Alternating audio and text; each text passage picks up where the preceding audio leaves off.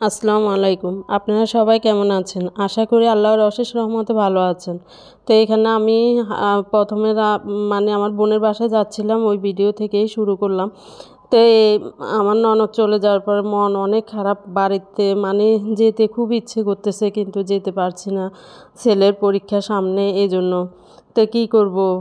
আপনাদের ভাইয়াকে বলে অনেক রাজি করিয়ে সকালে ৮টা না ৯টার দিকে এই শুক্রবারের গত শুক্রবারে তার আগে শুক্রবারে ওদের বাসায় গেছি, আবার বিকেলের মধ্যে চলে আসছি। ছেলেও যায় নাই, আপনাদের ভাইয়া তো সাইডে গেছে এজন্য আর থাকি নাই।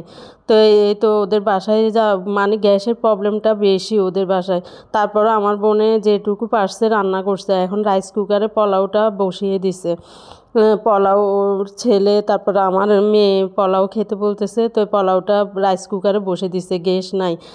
মানে গরু গোস্ত রান্না করছে, তারপরে মাছ আমার জন্য ছোট ছোট মাছ, বাইলা মাছে বিভিন্ন বেদা মাছ আরও কী কী মাছে চচ্চড়ি করছে। তারপরে আর মানে সিমের বিচি দিয়ে আলু দিয়ে বেগুন দিয়ে ইলিশ মাছের মাথা দিয়ে রান্না করছে। আর ইলিশ মাছ ভাজি করতে নিছে, তখনই গ্যাস চলে গেছে, গ্যাস আর নাই। তারপরে এতটুকু রান্না করছে যে অনেক না, অনেক সময় তো থাকেই না, একেবারেই থাকে না। তো রান্নাগুলো খুবই মজা হয়েছিল, সবগুলো রান্নাই মজা হয়েছে। আর ওর হাতের রান্না আমার মায়ের রান্নার মতোই খুব মজা হয়। তো এই বিকেলবেলা অনেক ফারুক ভাইয়াকে বলে মানে অনেক বলতেছে, ওই ভিডিওর মধ্যে দেখি যে মতিঝিল আইডিয়াল স্কুলের সামনে যে মেলাটা বসে ওখানে খুব সস্তায় বিক্রি হয়, এই শুনে মানে খুব যাওয়ার ইচ্ছে করতেছে। তো উনি তো যাবেই না, অনেক জোর করে তারপরে নিয়ে গেলাম।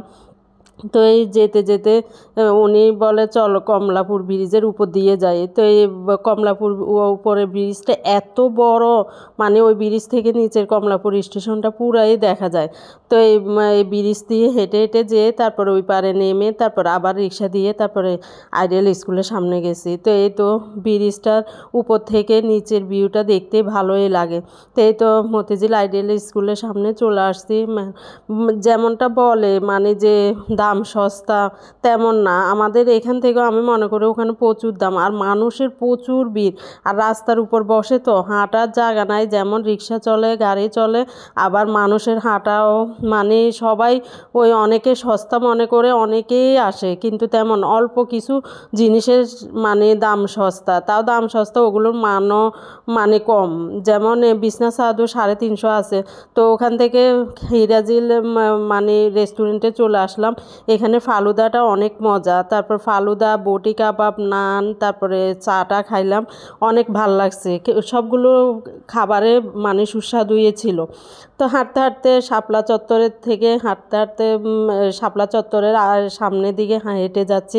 এখান দিয়ে মানে পুরো সব ব্যাংক দেখা যায়, বাংলাদেশ ব্যাংক, তারপরে বিভিন্ন ব্যাংকেগুলো অফিস আদালত সব এই একই মতিঝিলের মধ্যেই পড়ে। তো এই তো ঘুরে ঘুরে দেখতে দেখতে হাঁটতে হাঁটতে সামনের দিকে যাচ্ছি হেঁটে হেঁটে। তো ওই ওখান থেকে বাসায় গেছি, রিক্সা দিয়ে বাসায় যেয়ে তারপর আবার তাড়াতাড়ি নিচে নেমে চলে আসছি। আপনাদের ভাইয়া আর রিতুলের জন্য আমার বোনে একটু রান্না দিয়ে দিছে, মানে ও যেন রাত্রে ওরা খেতে পারে, ওরা তো যায় নাই। তো ওটা দিয়ে এসে তাড়াতাড়ি ভাত রান্না করে তারপরে খেয়ে নিছি। তরকারি একটু গরু গোস্ত একটু দিয়ে দিছে ঋতুলের জন্য। তো এটা তারপরের দিন আপনাদের ভাইয়া নবীনগর থেকে আসার পথে ওই কৃষকে মানে ক্ষেতের ফুলকপি তারপরে কুমড়ো ফুল দিয়ে দিছে। তো এগুলো নিয়ে আসছে ক্ষেতের ও, কিন্তু আপনাদের ভাইয়া এমনি আনে নাই, ওনাকে টাকাও দিছে, 500 টাকা দিছে বলে। তো তো ফুলকপির এই শাকগুলো খেতে বলে অনেক মজা, আমার ননদরা বলে। তো ভাজি করে খেয়ে দেখলাম, আসলেই খেতে মজা। আর কুমড়ো ফুল কী করব ভাবতেছি, আপনাদের ভাইয়া বলতেছে ভাজি করার জন্য। কিভাবে ভাজি করা আমি জানি না, কারণ আমি শুধু ইউটিউবে দেখছি, ব্লগে দেখছি কুমড়ো ফুলের বড়া বানায় খায়, মানে বেসনের মধ্যে চুবে তারপর বড়া বানায় তেলের মধ্যে। তো ওইটা আমি কয়েকদিন করছি, আর এই ফুলগুলো তাড়াতাড়ি নষ্ট হয়ে যায়।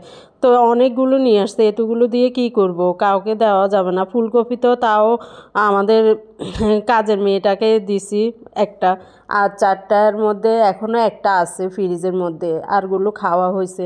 তো এই ফুলকপি কুমড়ো ফুল মানে রাত্রে রাত্রে বেসন দিয়ে তারপরে বাচ্ছি, শর্ট ভিডিও ছাড়ছি, আপনারা ওখান থেকে দেখে নিতে পারবেন রেসিপিটা। খেতে খুব মজাই লাগছে, ভাল লাগছে। ক্রিস্পি করে ভাজলে ছেলেমেয়েরাও পছন্দ করে খায়। তো অনেকগুলো নিয়ে আসছে, এতগুলো কেন নিয়ে আসছে হচ্ছে আমার খুব মানে কোনো জিনিস অপচয় করতে আমার খুব খারাপ লাগে, কারণ আমি অপচয় পছন্দ করি না। আমি তরকারি, একদিনের তরকারি একটু থাকলেও আমি ওটা পরের দিন না খেয়ে ফেলে দিই না। তো এই রেখে তো আজকের ভিডিওটা আপনাদের সাথে এই পর্যন্তই শেয়ার করলাম। যদি ভিডিওটি ভালো লাগে তাহলে লাইক, শেয়ার, সাবস্ক্রাইব করে দিবেন, আর আমার পাশেই থাকবেন নিত্য নতুন ভিডিও দেওয়ার জন্য।